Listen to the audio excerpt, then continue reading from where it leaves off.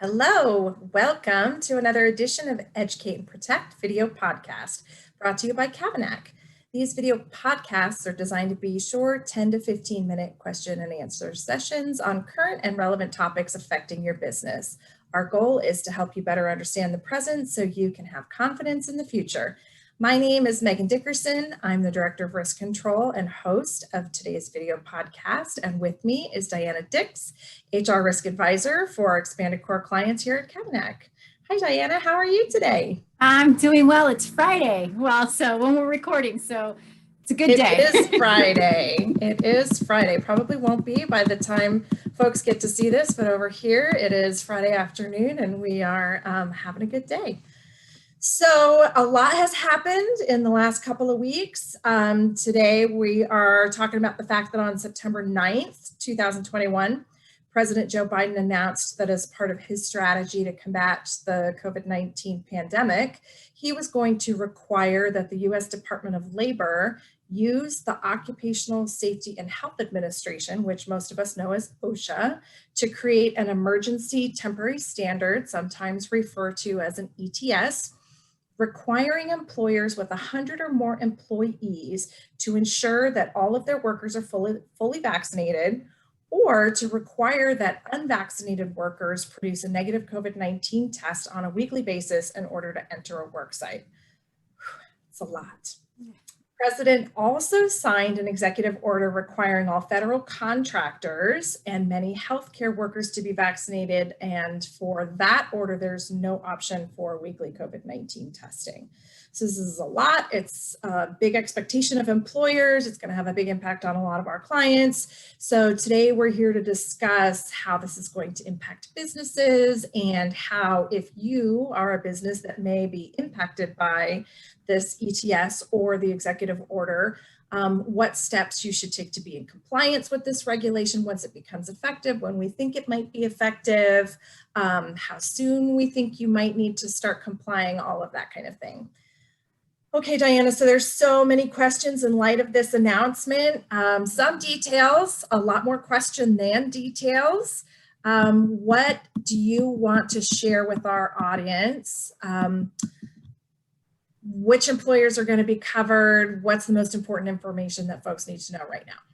Yeah, no, absolutely. And, again, there's a lot of information. This came out and there's still to this day a lot of unanswered questions. So the Department of Labor did end up having a virtual session the following day of this announcement on Friday the 10th to provide a little bit more insight from the OSHA officials, but just basic high level. Yes, this applies to employers with 100 or more employees in its totality, and for employers who fall under the federal OSHA jurisdiction. So it's about 29 states that fall under the federal OSHA jurisdiction. So what does that mean for the other states, or for states that have their own state OSHA plan, like California has Cal OSHA? Basically what this means is that once the ETS, the Emergency Temporary Standard, has been fully launched, or effective, which will become effective immediately once it's completed, then the state agencies have to make a decision as to whether to adopt the ETS from the federal OSHA, or to adopt just as an effective measure within 15 to 30 days of the federal ETS being released. So, I assume that this may happen soon. I know that the officials did indicate that in the coming weeks, they will have this ETS completed and fully executed. Okay, so just to kind of recap and to clarify, the ETS is coming. We haven't seen it yet. We don't know the details of it yet, but we do know that it is going to mandate that employers with 100 employees in total, even, not 100 employees at one work site, but 100 employees total over the, entire company have to comply for companies that fall under the federal jurisdiction. And then those companies that don't fall under Fed OSHA, those individual state OSHA entities will either decide to fall in line with Fed OSHA or issue their own standard, but that if they decide to issue their own standard, it has to be just as effective or more effective. They don't have the ability to say opt out of this mandate. Correct. And, there's a couple of things that still are obviously in the air where the OSHA officials did indicate that the ETS would fill in those blanks, such as who's going to cover those weekly tests for those who are unvaccinated and wish to maintain that status, who's going to cover those weekly tests. That will come through that ETS, and as well as any reporting or record keeping requirements as far as tracking not only those who have been fully vaccinated, but also tracking those weekly tests. That information and those details will come in that ETS. But for a lot of employers, just because you don't fall under the federal OSHA regulations, note at the state level, it will happen. For those who have those state level plans, it will eventually happen. Some companies have already taken steps to ensure that employees are vaccinated or are getting weekly tests if they're not vaccinated. So there are companies who are already doing it. There are a lot of project owners, for those of you who are subcontractors, that have already started to mandate this of those subcontracting employers to make sure that those employees that are working at the site are fully vaccinated. So there are a lot of things that employers have already started doing because of certain regulations of those in those circumstances. So now is the time to start working and planning ahead, because as I mentioned, once this ETS on the federal OSHA launches or presents this ETS, it will become effective immediately. Otherwise, you can be susceptible to those penalties, which are hefty. There are not only OSHA citations that will come about, but it's a total of $14,000 per violation. Still unclear as to what the per violation means. We don't know if it's per employee, is it per work site? Still unknown. I'm sure the ETS will provide more of that. Right. Okay, great. And as with not everything, but a lot of things, particularly during this pandemic, we will probably see maybe some litigation come out of this. We might see some objections by various industries, various states, some pushback. It might be a process of back and forth before we have our, full and final answer. Is this going to be, in effect, and what format will it be in? But what is your best advice to an employer who, as it appears, would fall under this mandate? Do they wait for that to play out, or would you recommend that they go ahead and prepare to start to comply now? What is an employer to do? Yeah, do not wait. I mean, litigation is happening already, but do not wait for that. Yeah, do not wait for that to happen, because as I mentioned, it will go into effect immediately, which means that if there's a visit from OSHA, if an employee files a complaint with OSHA, they may be knocking at your door, and you may be assessing some of these penalties, citations, which can be very costly for any organization. So start now to review your current COVID-19 procedures, processes, identify what is going to be your plan for tracking vaccinations, for testing, COVID-19 testing, if that's going to be the route that you're going to be taking. Start making a determination as an organization whether you're going to mandate vaccines of all your workers, or are you going to allow weekly testing for those that are unvaccinated, and taking into account what are the pros and cons of either direction within your organization. So you do want to be thoughtful in that process. We are here to help you through that analysis and making sure that you have the right plan, processes, communication for your team. So then that way you are ahead of the curve when this does become effective.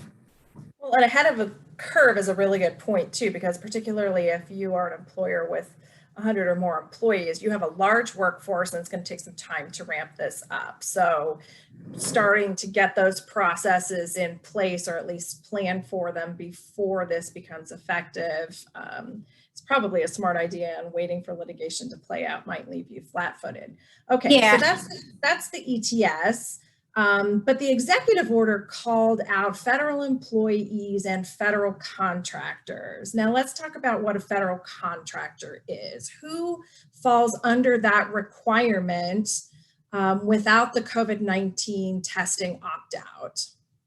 So it's anybody who is in a contract with the federal government. It goes beyond just, working on a federal property, but it's any pending solicitation, extension, renewals of contracts, new contracts that are entered on or effective or after October 15.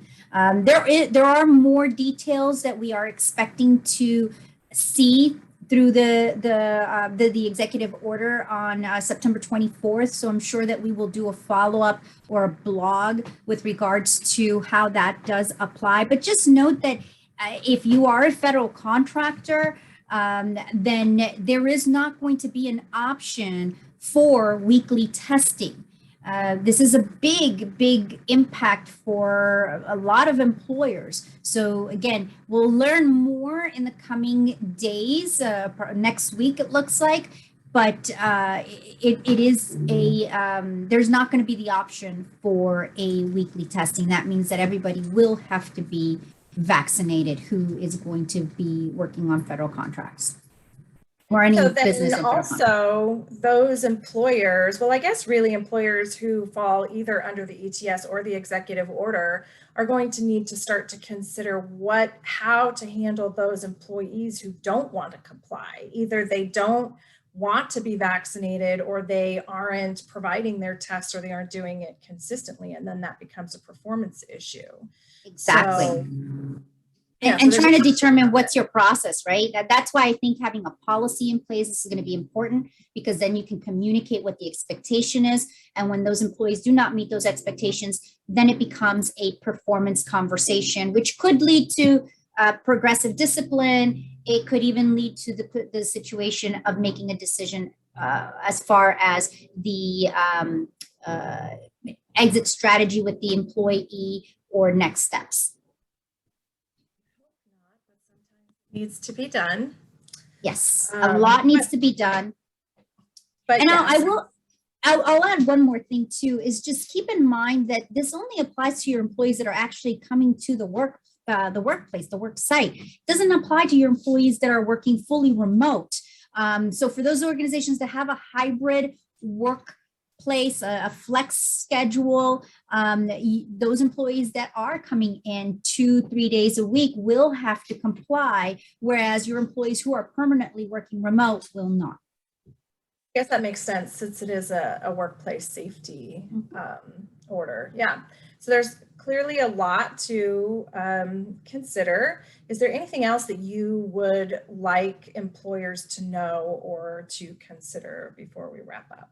Yeah, I mean, the one of the areas of risk, of high risk, is when it comes to accommodations and providing reasonable accommodations for those employees who are protected under ADA for medical reasons, and those with sincerely held religious belief under Title VII. So there is a process. I do recommend that you identify the individual that is going to be administering those requests for accommodations, that they're trained on the interactive process, that they have policies and procedures in place for addressing some of those requests for accommodations that come in. I will be happy to work with you through that process. I have policies, request forms, templates, and we can look through creating and formalizing a plan for that. Awesome. Thank you so much. You're a valuable resource for our clients. This obviously continues to be a developing situation, as this entire pandemic has been. We definitely expect more details to become available in the coming weeks. We have some details, but definitely there's still a lot to be fleshed out and filled in. We do also expect plenty of coming litigation and pushback from states and industries. We do expect it to be a process, as is anything else, but our best practice advice to employers who fall under these mandates at this point is don't wait, begin planning internally to comply. Even if it gets to the point where you end up not having to comply, it would be worse not to have planned and to be behind the 8 ball when you do have to comply, because as Diana mentioned, the orders will be effective immediately, or at least we expect them to, and there won't be a whole lot of time to get up to speed once the orders are issued.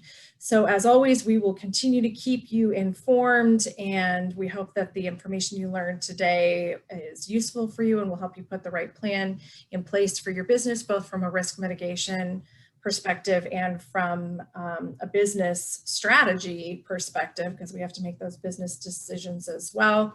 We hope that we help you manage your risk.